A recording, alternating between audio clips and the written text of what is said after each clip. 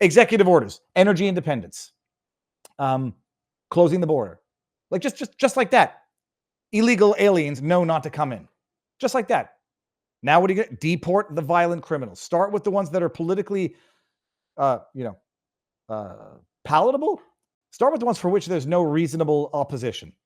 No, we can't. Won't someone think of the violent, criminal, illegal aliens? Oh, yeah. AOC maybe will be crying at the border wall once she sees violent rapists and murderers, illegal immigrants getting deported. Maybe she'll be at the fence saying, please come back. You can stay with me.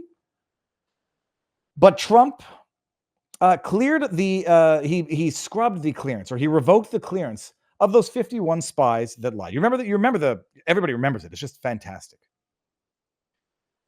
Trump, and it's sort of like, it sounds like it's like a Justin Trudeau announcing his intention to resign. Yet Trump moves to revoke clearances of ex-Intel officials who signed a letter on Hunter Biden laptop. They should be revoked, never allowed to work in government again.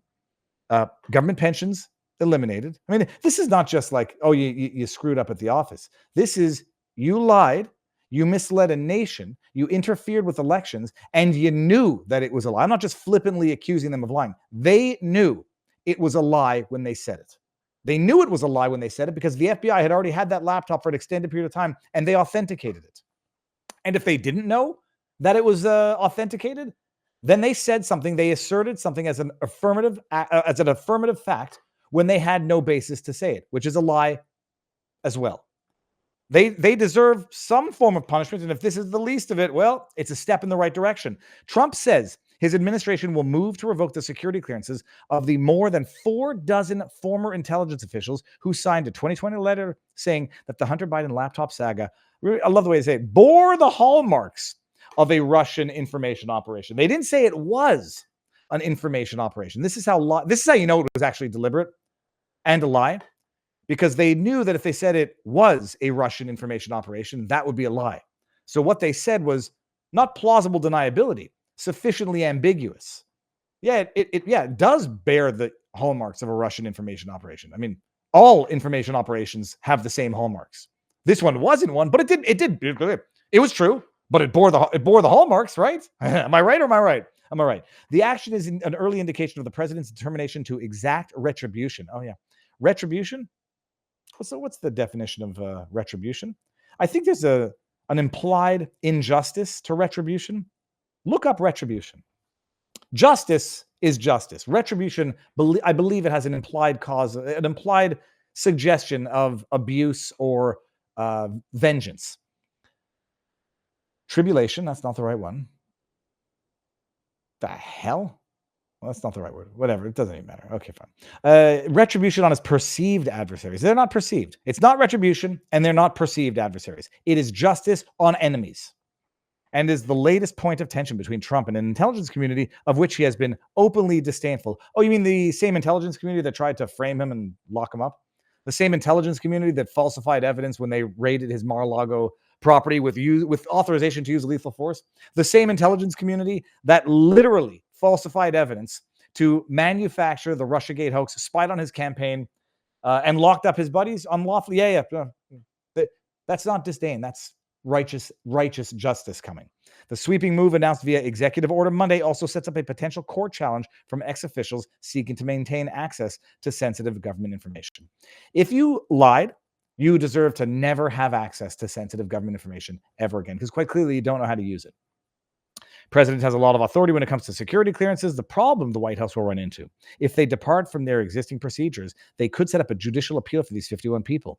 And it will be probably a class action suit since they're all in alike or similar circumstances. That wouldn't be a class action suit. That would be a joinder of actions. I think a class is when I don't know when it becomes a class, but a class is, you're defining broadly people to make individual nominal suits make economic sense to bring at scale. This would be a joinder, in my view, because they all have the same-ish cause of action, but there's a specific limited number of them, so it's not difficult to know how many people should join that suit. Yada, yada, yada. The executive order targets the clearances of 50 people, including the 49 surviving signatories of the letter. What happened to the 50th? The list includes prominent officials like James Clapper, jail. Barack Obama, the director of national intelligence under Barack Obama, John Brennan, jail. Leon Panetta, jail. Obama's ex-CIA. It's amazing how the criminals had criminals working in their criminal organizations.